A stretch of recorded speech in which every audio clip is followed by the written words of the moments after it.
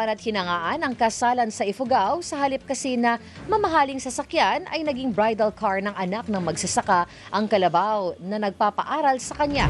Balita mula sa Ifugao, hatid ni Cesar Galasi. Cesar? Sa halip na mamahaling sasakyan, kalesang hila ng kalabaw ang nagsilbing bridal car ng mag-asawa sa barangay San Quintin, Alfonso Lista, Ifugao.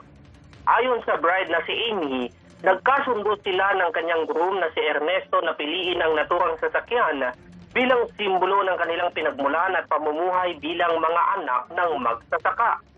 Bukod sa pagiging kakaiba, malaki rin anya ang kanilang natipid dahil hindi na kinailangang umakila ng sasakyang maaaring umabot sa libu-libong piso.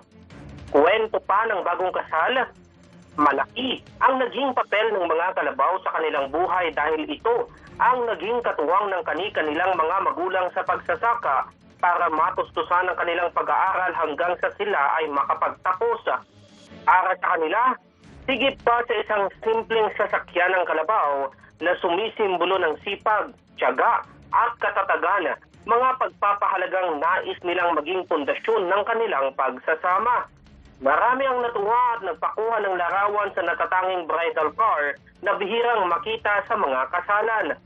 Sa kabila ng makabagong pagdiriwang ng kasal, pinatunayan na Amy at Ernesto na hindi kailangang maging magarbo ang pag-iisang dibdib.